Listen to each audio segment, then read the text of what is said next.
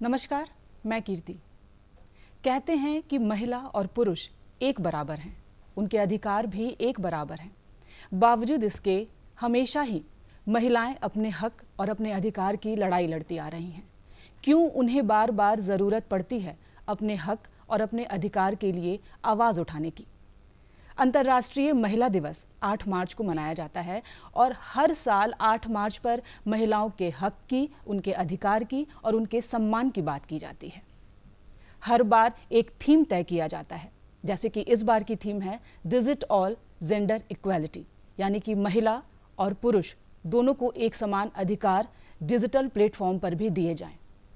क्या वाकई महिला और पुरुष एक बराबर हैं? आज के परिवेश में क्यों महिलाओं को ज़रूरत पड़ रही है अपने हक और अपने अधिकार के लिए आवाज़ उठाने की? आज हम इन्हीं सब विषयों पर चर्चा करेंगे और इस चर्चा में हमारे साथ हैं अधिवक्ता रश्मि लाल जी। जोहर। रश्मि जी, आपका बहुत बहुत स्वागत है। जी, धन्यवाद कीर्ति जी। समाज सेवी और पत्रकार मोनिका आर्या जी। मोनिका जी, आपका भी बहुत बहुत स्वागत है। और ममता कुमारी जी, जो कि महिला पुलिसकर्मी हैं, देश की सेवा करती हैं, महिलाओं के लिए आवाज़ उठाती हैं। मेरा पहला सवाल रश्मि लाल जी से है। रश्मि जी, जैसा कि हम सब जानते हैं और मैंने बताया भी कि डिजिटल जेंडर इक्वालिटी इस बार की थीम है, महिलाओं को पुरुषों के समान अधिकार दिए जाएं। जी। क्या आपको लगता है कि वाकई आज भी महिला और पुरुष दोनों एक समान हैं? जी, कीर्ति जी, हमारे संविधान में ही महिलाओं को बराबरी का अधिकार दिया गया। महिला पुरुष दोनों संविधान के अनुसार बराबर हैं जी। और बात करें हम महिला की तो उन्हें और ज़्यादा अधिकार दिए गए हैं। बहुत सारे अलग अलग कानून बने हुए महिलाओं के लिए। और जैसा कि आप जानते हैं, संविधान में आर्टिकल 14, 15, 39 जो बराबर कार्यस्थल पर पे का अधिकार है कि इक्वालिटी वहाँ पे भी है कि जो महिला को, जो पुरुषों को जो पे मिलता है उसी काम के लिए महिला को कम पे मिलता है। तो ये संविधान में दिया गया कि उनको बराबर पे मिले और महिला पुरुष बिल्कुल बराबर है। बात यहाँ हो जाती है कि महिलाएं कुछ, जो हमारा समाज है, समाज में जो पीढ़ियों से चलती आ रही है, उस बंधन की वजह से महिलाएं कहीं ना कहीं पीछे रह जाती हैं। तो हमारा संविधान है, हमारा देश है, उसमें सबको, महिला को आगे बढ़ाया जा रहा है और बिल्कुल दोनों बराबर ही माने जाते हैं। जी। मोनिका जी, आपको क्या लगता है, क्या वाकई आज की महिलाएं पहले की महिलाओं की तुलना में सशक्त हुई हैं? क्या वजह हो सकती है? निश्चित तौर पर कीर्ति जी, अगर हम पिछले हम फ्रीडम के बाद, आज़ादी के बाद का ही अगर समय देखते हैं तो महिलाओं ने एक लंबी दूरी तय की है यहाँ तक पहुँचने में और निश्चित तौर पर इसका क्रेडिट उनको दिया जाना चाहिए। पहले अगर आप देखें तो लड़कियों और लड़कों में घर के स्तर से ही बहुत ज़्यादा भेदभाव शुरू हो जाता था, लेकिन अब इसका मुझे लगता है कि कुछ श्रेय इस तरह के जो महिला दिवस 8 मार्च को जो मनाया जाता है उसको भी जाता है, क्योंकि अवेयरनेस बहुत होती है। उससे पहले मुझे लगता था कि शायद इसका कोई बहुत ज़्यादा महत्व नहीं है। हमने कभी ऐसा नहीं देखा कि पुरुषों को पुरुष के नाम पर बधाई दी जा रही हो या उस तरह का कोई दिवस मनाया जा रहा हो। लेकिन फिर धीरे धीरे समझ में आया जब अपने आसपास की महिलाओं को देखा, क्योंकि होता क्या है कि हम कोई भी चीज़ को अपने चश्मे से देखते हैं, तो अगर हमें घर में उस तरह का कोई भेदभाव नहीं झेलना पड़ा तो हमें लगता है कि शायद किसी के साथ ऐसा नहीं होता होगा। लेकिन जब आसपास दूसरी महिलाओं को देखते हैं, चाहे वर्क स्थल पर देखते हैं, तो फिर लगता है कि नहीं, अभी भी कहीं ना कहीं वो भेदभाव एग्जिस्ट करता है। तब लगता है कि नहीं, ये महिला दिवस का जो आयोजन है इसको ये सफल है, सार्थक है। और क्योंकि इसका उद्देश्य अवेयरनेस था, महिलाओं को उनके अधिकारों की याद दिलाना और वो प्रोवाइड करना था, वैसा वातावरण प्रोवाइड करना था, तो उसमें काफ़ी मदद मिली है। काफ़ी लंबी दूरी महिलाएं अब तय कर चुकी हैं। जो महिला और पुरुष के बीच की दूरी है, भेदभाव की, या कहें कि कार्यस्थल पर पेमेंट को लेकर है या फिर उनकी सिक्योरिटी को लेकर है, तो काफ़ी चीज़ें हाल के सालों में सुधरी हैं। बदलाव तो निश्चित तौर पर आया और ये महिलाओं के हक में तो हम कह सकते हैं कि सकारात्मक बदलाव है। ममता जी, इस बार की थीम से आप कितनी सहमत हैं? डिजिटल जेंडर इक्वालिटी, यानी कि डिजिटलाइजेशन की दुनिया में भी महिलाओं को पुरुषों के समान अधिकार दिए जाएं। देखिए, इस बार का जो थीम है हमारा डिजिटल और जेंडर इक्वालिटी, इसमें मुख्य इसका ये है कि डिजिटल स्टेशन जो है ये हमारा बहुत बड़ा स्टेशन है। इसमें network, internet network, Facebook, Instagram, WhatsApp app, बहुत सारे ऐप है जो डिजिटल स्टेशन के अंतर्गत आते हैं।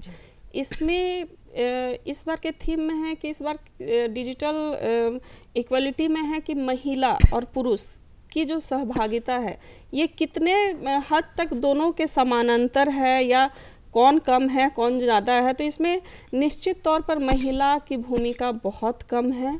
महिलाएं बहुत ज़्यादा, आप घर में ही देख लीजिए, जहाँ महिलाएं अगर इंटरनेट यूज़ करती है तो घर वाले लोग उनको हमेशा शक के नज़र से देखते हैं कि आप इंटरनेट यूज़ कर रहे हैं तो क्या यूज़ कर रहे हैं। इंटरनेट डिजिटल ट्रांजैक्शन में चले जाइए आप, तो ट्रांजैक्शन जितने मेल पर्सन डिजिटल ट्रांजैक्शन कर रहे हैं उतने फीमेल नहीं कर पा रहे।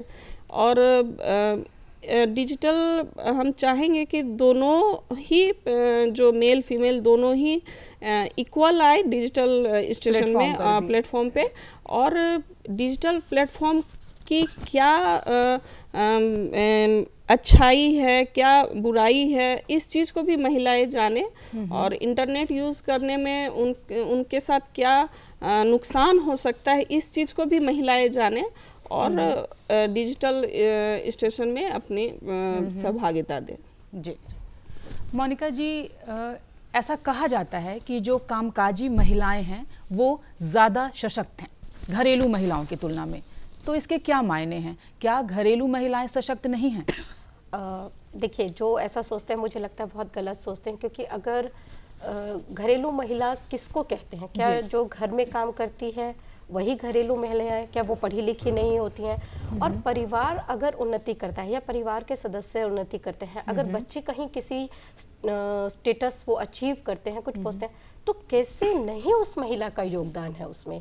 क्या माँ के बिना कोई बच्चा तरक्की कर सकता है अगर माँ उसको गाइड करने वाली ना हो? ये कहा जाता है कि किसी भी बच्चे की जो पहली गुरु होती है वो उसकी माँ होती है जी।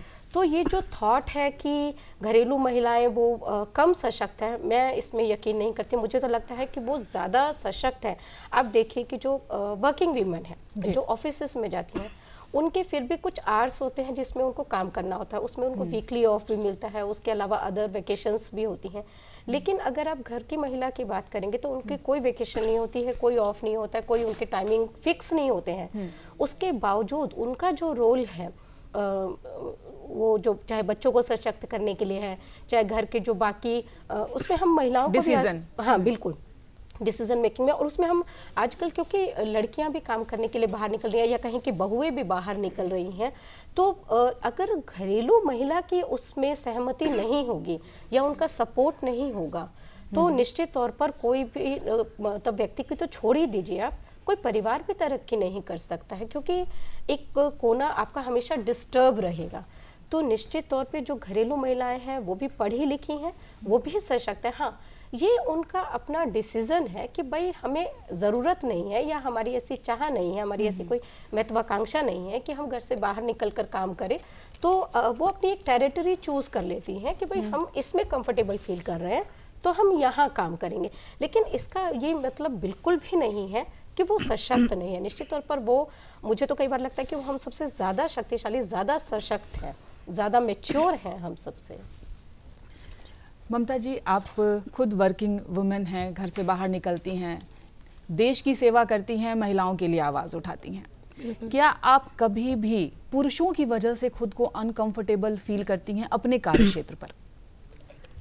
देखिए, ये एक ऐसा क्वेश्चन है जो सिर्फ मेरे कार्य क्षेत्र में नहीं, महिला जिस भी कार्य क्षेत्र में काम करती है, पहले तो महिला को समाज में आने के लिए बहुत कम ऐसे लोग होते हैं जो सपोर्ट करते हैं महिलाओं को, और अगर वो आ भी जाती है किसी क्षेत्र में तो उस क्षेत्र में जो उसके इक्वल लोग हैं, मतलब जैसे आप किसी भी क्षेत्र में ले लीजिए, अगर महिला किसी भी रैंक में है तो पहले तो जो है महिला को अपने कामों से, अपने क्षमताओं से प्रूफ करना पड़ता है कि हम कर सकते हैं इस काम को। नहीं तो समाज में सबसे पहले महिलाओं के लिए यही क्वेश्चन उठता है कि क्या ये कर पाएंगी। तो सबसे पहले महिला को प्रूफ करना पड़ता है कि हाँ, हम इस काम में सक्षम है, हम इस काम को कर सकते हैं, तभी वो महिला अपने कार्य क्षेत्र में आगे मतलब अपना काम को दिखा पाती है। जी, रश्मि जी, आपको क्या लगता है, जैसे अगर कोई महिला बाहर निकलकर काम कर रही है जी, कई बार पुरुष नहीं चाहते हैं कि वो उनसे आगे निकले, उसे कोई पद दिया जाए, तो इस ईर्ष्या के पीछे की वजह क्या हो सकती है? लेकिन जब सम्मान की बात आएगी तो वो खुद भी आगे आकर ज़रूर बोलेंगे कि हाँ, महिला दिवस मनाना चाहिए, जी, महिलाओं के सम्मान की बात करनी चाहिए। लेकिन जब सम्मान देने की बात आती है तब वो क्यों पीछे हो जाते हैं? जी, कीर्ति जी, ये एक ऐसा सवाल है जो हर जगह, मतलब आप इसे अपने घर में भी देख पाएंगे और समाज में भी देख पाएंगे। तो ऐसा है कि पुरुष जो है ना, उनका एक अपना ईगो होता है, तो वो बहुत बार उसको पॉजिटिव वे में नहीं ले पाते हैं। लेकिन फिर भी ये हम और आप ज़रूर मानेंगे कि आज जो दुनिया बदल रही है और महिलाओं को इतने अधिकार दिए गए हैं कि उसका इस्तेमाल करके वो बहुत आगे बढ़ सकती हैं, और पुरुष भी उसमें बढ़ चढ़ के हिस्सा लेते हैं। अगर मैं अपनी बात करूं, मैं यहाँ हूँ तो मैं एक पुरुष की वजह से ही यहाँ पे हूँ, क्योंकि इतना सपोर्ट मिला है मुझे। आप भी हैं, मतलब मुझे ऐसा लगता है कि हमारा समाज जो बढ़ रहा है, उनकी कहीं ना कहीं उनका भी हाथ है हमें आगे बढ़ाने में। तो ईर्ष्या नहीं है, अब वो चेंज हो रहा है। पहले होता था कि महिलाएं घर से बाहर नहीं निकलने देते थे कि कहीं वो आगे ना बढ़ जाए मेरे से, या फिर हस्बैंड वाइफ में कि वो आगे बढ़ गई तो फिर मेरा इंसल्ट हो सकता है समाज में। लेकिन अभी पुरुष भी बदल रहे हैं, उन्हें भी समझ आ रहा है कि हर जगह इन्हें भी आगे बढ़ना चाहिए, और इससे कुछ बुरा नहीं होता है, अच्छा ही होता है। और सम्मान तो वो महिला को देते ही हैं, जिस वजह से हम सब बाहर हैं और सुरक्षित महसूस कर रहे हैं। कहीं कहीं कमी है जो धीरे धीरे ठीक हो रही है, और कानून में भी सम्मान दिया जाता है महिलाओं को, ये सब हम जानते हैं, और इसी वजह से सब आगे बढ़ रहे हैं। इसमें एक बात कीर्ति जी मैं जोड़ना चाहूँगी कि देखिए, ये पीढ़ियों का असर है, जो मेंटेलिटी है उसको बदलने में बहुत लंबा अरसा लगता है। अगर आप गौर करेंगी तो देखेंगे कि जो सोच है वो बदल रही है तेज़ी से, महिलाओं में भी बदल रही है और पुरुषों में भी बदल रही है।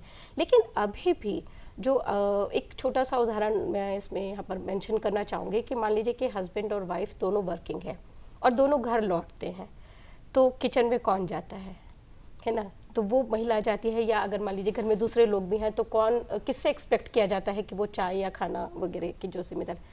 तो ये है अभी भी, हम इससे इनकार नहीं कर सकते हैं कि ये जो डिस्क्रिमिनेशन कह लीजिए, भेदभाव कह लीजिए, जो कुछ भी है ये अभी भी एग्जिस्ट करता है, और ये हटेगा। ये जैसे इतना बदलाव आया है तो बाकी चीज़ें भी दूर होंगी, लेकिन उसमें अभी थोड़ा सा समय और लगेगा, और इतना समय मुझे लगता है कि हमें अपने आसपास के पुरुषों को देना पड़ेगा, क्योंकि हमारा ब्रॉटअप जिस माहौल में होता है, अगर हम अपनी दादी नानी की बात करें, हमारे वहाँ से बदलाव आया हमारे पेरेंट्स तक, और उनसे भी आगे बढ़कर फिर हम तक, तो हम ये उम्मीद करें कि हमारी जो आने वाली पीढ़ी है, हमारे जो बच्चे हैं, वहाँ तक आते आते शायद ये बदलाव आ जाएगा कि हस्बैंड वाइफ या घर के जो स्त्री और पुरुष है, वहाँ पर कम से कम इस चीज़ को लेकर कोई बहस कभी नहीं देखने को सुनने को मिलेगी कि घर का काम किसका है और बाहर का काम किसका है, जो एक वर्क डिस्ट्रीब्यूशन वाली बात है।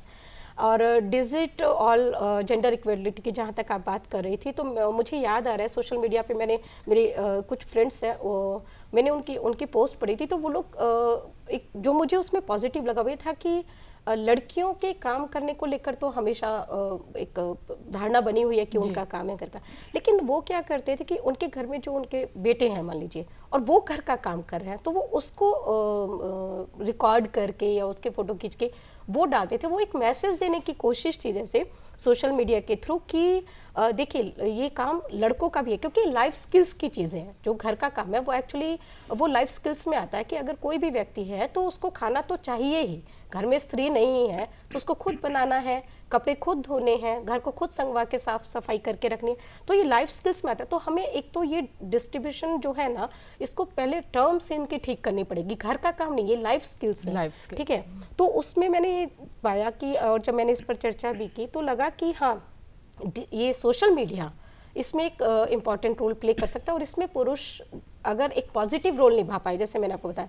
फिर एक और मित्र थे, उनकी छोटी बच्ची थी, तो उसकी नैपी चेंज कर रहे हैं, या और जो एक छोटे बच्चे के काम होते हैं जो कि अभी तक ये माना जाता था कि सिर्फ महिलाओं के काम है, भले ही वो वर्किंग है या हाउसवाइफ हैं जो भी हैं, लेकिन वो सिर्फ महिलाओं का काम होता था। तो वो खुद उसको वो रिलीज करते थे और बताते थे कि भई हमारी और हमारी वाइफ के बीच में म्यूचुअल अंडरस्टैंडिंग है कि हम साथ में इसकी जिम्मेदारी उठाएंगे।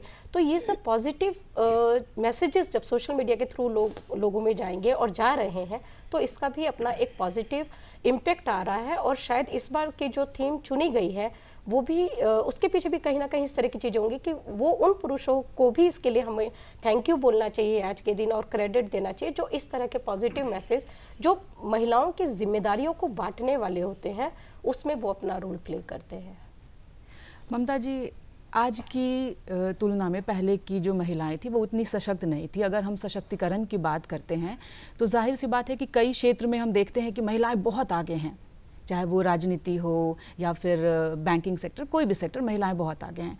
और अचानक से जब हम ग्रामीण परिवेश की ओर रुख करते हैं तो देखेंगे कि महिलाएं आज भी वहाँ बहुत पीछे हैं, यहाँ तक कि शिक्षा में भी उतनी शिक्षित भी नहीं है वो। तो इसका आकलन हम कैसे करें? कैसे हम समझ पाएंगे कि महिलाओं को उनके हक और अधिकार दिए जा रहे हैं या नहीं दिए जा रहे हैं? हम कैसे बांटेंगे उसे? क्या शहरी क्षेत्र में मिल रहे हैं अधिकार और ग्रामीण क्षेत्र में नहीं मिल रहे हैं? क्योंकि हमारी सरकार तो योजनाएं बना रही है, फिर हम कहाँ पीछे रह जा रहे हैं? देखिए, आपके इस सवाल में मैं कहना चाहूँगी कि आप हमारा इतिहास उठाकर देख लीजिए। रामायण काल, मुगल काल, आज़ादी से पहले जो भी समय रहा हो, उसमें महिलाएं जितने महिलाओं के ऊपर शोषण हुआ है, आज के समय पे महिलाएं खुलकर विरोध कर रही है, खुलकर सामने आ रही है। तो ये तो निश्चित तौर पर हम कह सकते हैं कि आज के समय में महिला बिल्कुल सशक्त है। और आप पुराने काल को लेकर और अभी को लेकर कि पहले जिस तरह से महिलाएं जो अपने बातों को नहीं रख पाती थी, आज महिलाएं बिल्कुल खुले तौर पर अपने बातों को रख पाती है। तो महिला तो सशक्त है। और जहाँ तक आप ग्रामीण और शहरी बात कर रहे हैं, तो इसमें हम बताना चाहेंगे, चूँकि हम लोग ग्रामीण क्षेत्र में भी काम किए हैं, शहरी क्षेत्र में भी कर रहे हैं, आगे भी हमें जाना है, ग्रामीण में शहरी में दोनों क्षेत्र में हमें काम करना। सरकार की योजना रहती है, बहुत सारे ग्रामीण क्षेत्र में महिलाओं को रिजर्वेशन दिया जाता है, मुखिया उस क्षेत्र की महिला बनेंगी। शहर में भी आप देख लीजिए, पार्षद महिला रिजर्वेशन है। लेकिन ग्रामीण में आप जाएंगे, अधिकतर देखा जाएगा मुखिया कौन है नाम तो नहीं पता, लेकिन अगर कोई व्यक्ति आए हैं तो बोला जाता है ये मुखिया पति है, ये पार्षद पति है। क्यों? अगर कोई महिला मुखिया है तो उसका पति मुखिया पति, ये तो कोई पद है नहीं, फिर भी इस पद को क्रिएट कर दिया जाता है ग्रामीण में। और हम ग्रामीण क्षेत्र में काम किए हैं और हम ये देखे हैं, ये प्रैक्टिकल में है, ये हम किसी कोई स्टोरी बना कर नहीं बता रहे, ये एक रियल स्टोरी है कि ग्रामीण क्षेत्र में बोला जाता है कि ये मुखिया पति है। क्यों? जब वहाँ की महिला मुखिया है तो वो खुलकर सामने आए, लोगों की बातों को सुने, उनकी समस्याओं को सुने। निश्चित तौर पर वो मुखिया जो है वो काम कर सकती है, लेकिन कहीं ना कहीं उनको एक हिचक होती है अंदर में कि हम कर पाएंगे नहीं कर पाएंगे। तो धीरे धीरे ये सब चीज़ें सामने आ रही है। चूँकि जब हम लोग ग्रामीण क्षेत्र में काम करते हैं तो मैं पर्सनली उन लोगों को बोलती हूँ कि आप मुखिया पति है लेकिन आप मुखिया नहीं हैं। ठीक है, आप अपनी पत्नी के सहयोग में तो उनको लेकर चलिए साथ में। ये नहीं कि आप मुखिया पति है तो आप खुद आगे जा रहे हैं और एक पद को क्रिएट किए हुए हैं। आप अपनी पत्नी के साथ चलिए, आपकी पत्नी सारी चीज़ों को देखेगी, समझेंगी। और ग्रामीण क्षेत्र में मैं कहना भी चाहूँगी आपके माध्यम से कि जो भी महिला जिस भी पद पर हो, छोटी से छोटी, बड़ी से बड़ी, हर पद को समझे और खुद उस कार्य क्षेत्र में आगे बढ़े, तभी वहाँ की महिला सशक्त हो पाएगी। हो रही है, निश्चित तौर पे हो रही है और आगे भी जल्द होगी। जी रश्मि जी, हम लगातार सशक्तिकरण की बात कर रहे हैं, स्पेशली महिला सशक्तिकरण की। क्या है सशक्तिकरण, है क्या? जी, अगर सशक्त हैं तो घरेलू महिलाएं सशक्त नहीं हैं, कामकाजी महिलाएं सशक्त हैं, क्या एक छात्रा सशक्त नहीं है? ये सशक्तिकरण आया कहाँ से और कैसे, और हम इसे बढ़ावा देंगे ताकि हर महिला कह सके कि हाँ मैं सशक्त हूँ, कोई अपने आप को निर्बल ना बताए? बहुत अच्छा सवाल पूछा कीर्ति जी आपने। सशक्त होता है जैसे कि हम कोई काम कर रहे हैं, कहीं पुरुष कोई काम कर रहे हैं, हम जाते हैं, जी मैं ही जा रही हूँ, तो वहाँ पे अगर वो कह देते अरे ये तो औरत है, छोड़ दो, हम लोग कर लेंगे, यहीं पे एक महिला डिमोटिवेट हो जाती है कि नहीं नहीं मेरे से तो नहीं होगा। तो जब ये कहा जाए कि मैं भी बराबर मैं पुरुषों के बराबर होके काम कर सकती हूँ, मैं कोई भी काम कर सकती हूँ, सिर्फ वही काम नहीं, दुनिया में जो काम है कोई काम ऐसा नहीं है जो मुझसे महिला से नहीं होगा, और उस काम को मैं कर सकती हूँ आसानी से। कोई भी महिला गांव की हो शहर की हो, उससे कोई फ़र्क नहीं पड़ता, जो वो चाहे वो कर सकती है। महिला सिर्फ ठान ले कि ये मेरे से हो जाएगा तो ये एक महिला सशक्तिकरण अपने आप में है कि महिला अपने आप को कॉन्फिडेंस में लेकर के काम करना चाहती है, वो कहती हैं कि मेरे से हो जाएगा। ये ना कहें कि मैं महिला हूँ, मेरे से नहीं होगा। अगर आप रोड पे जा रहे हैं, मैं अकेले नहीं जा सकती। बहुत सारी जगह पे आप देखेंगी कि महिला अकेले नहीं जाना चाहती क्योंकि साथ में एक पुरुष हो, क्योंकि मैं अकेले नहीं जा सकती। यहाँ पे भी एक हिचक होती है। तो उस हिचक को दूर करके जब महिला जाती है बाहर, तो उसमें जो कॉन्फिडेंस होता है ना अपने आप में, वो भी देखने लायक होता है कि लगता है कि वो कुछ अचीव कर ली है। तो ये सशक्त महिला, ऐसा नहीं कहेंगे कि कोई बाहर काम कर रही है तो सिर्फ वही महिला सशक्त है। कोई महिला जो घर में अपना काम बहुत अच्छे से कर ले रही है, कोई डर नहीं है, बिना किसी भय के वो कहीं बाहर भी जा सकती हैं, वो भी एक सशक्त महिला है। वर्किंग प्लेस पे जो जाती है वो भी सशक्त है, बिना पुरुषों के बराबरी, जहाँ पे भी कार्यस्थल, जो भी कार्यस्थल हो वहाँ पे वो उस बराबर में होकर काम कर रही हैं, तो अपने आप में वो सशक्तिकरण है। इसके लिए कोई अलग से आपको कोई ये टैग नहीं, परिभाषा नहीं है कि वही महिला सशक्त है जो किसी जगह पे जा कर के भाषण दे रही है।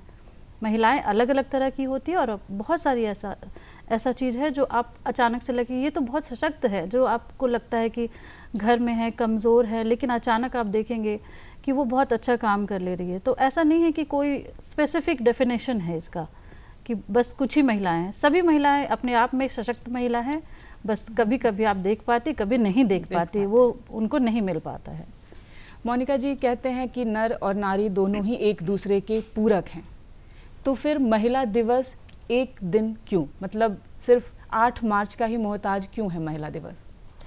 देखिए महिलाएं अलग अलग दिन, जहाँ तक मुझे याद आ रहा है ठीक से, कि ये इसकी जब शुरुआत हुई थी तो वो इसलिए हुई थी कि महिलाओं को उनके काम जो वो करती थी, उनके घंटे ज़्यादा होते थे, मजदूरी जो वो करती थी, लेकिन उनको जो उसका भुगतान होता था वो पुरुषों के बराबर नहीं होता था। तो एक तरह से कहें कि उस चीज़ को दूर करने के लिए इसकी शुरुआत हुई थी। तो उस नज़रिए से अगर आप देखेंगे तो अब काफ़ी हद तक इसमें सफल हो गई, क्योंकि अगर आप कोई भी प्रोफेशन उठा लीजिए, उसमें जितना पेमेंट उस पद पे एक पुरुष को मिलता है उतना ही एक स्त्री को भी मिलता है। ये अलग बात है कि जब बॉसेस में स्त्री आ जाती है तो पुरुषों को उसको एक्सेप्ट करने में थोड़ा सा दिक्कत होती है, लेकिन वो उनको फॉलो करना है ऑर्डर्स। अगर हम, जैसे आज मैडम बैठी हैं यहाँ पर, अगर हम इसी पर बात करें तो वो डिनाई नहीं कर सकते, उनके जो सबॉर्डिनेट हैं वो पुरुष हैं या कोई भी है, लेकिन वो डिनाई नहीं कर सकते। तो उस लिहाज से हो गया।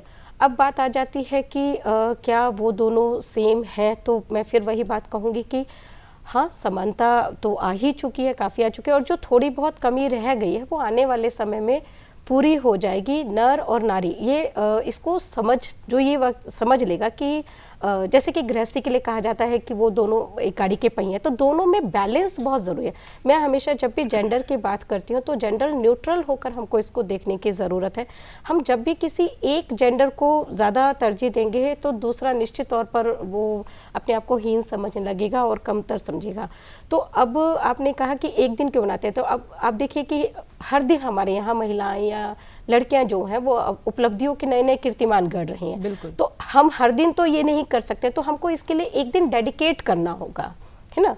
हम हम हमेशा रहते हैं, लेकिन हम दिवाली एक ही दिन मनाते हैं, होली हम एक ही दिन मनाते हैं। तो इसी तरह से महिलाओं की जो भी कंट्रीब्यूशन है सोसाइटी के लिए, घर के लिए, उनकी अपनी उपलब्धियां हैं, उसके लिए एक दिन तय किया गया है कि ठीक है, ये 8 मार्च जो है वो उनको डेडिकेटेड है, और उन्होंने जो कुछ भी अचीव किया है, जो भी उन्होंने अपने संघर्षों पे विजय पाई है, उसको हम सेलिब्रेट करेंगे इस दिन में। और इसके ज़रिए हम समाज की जो दूसरी महिलाएं हैं उनको भी इंस्पायर करेंगे कि वो भी अपने अधिकारों को पहचाने और उस दिशा में वो आगे बढ़े। तो इसलिए एक दिन इसको डेडिकेट किया गया। इसका ये मतलब बिल्कुल भी नहीं है कि एक दिन हमें उनकी इज्जत करनी है, एक दिन हमको उनको सम्मान देना है और बाकी दिन हमें उनका अपमान करना है या उनको इज्जत नहीं देनी है। इसका ये मतलब बिल्कुल नहीं है। तो कंटिन्यूस प्रोसेस है जिसको हर दिन करना है। जी, आप तीनों का बहुत बहुत धन्यवाद कि आप लोगों ने महिलाओं के हक, अधिकार और उनके सम्मान और साथ ही साथ पुरुषों से जुड़ी भी कई बातें आप लोगों ने बताई।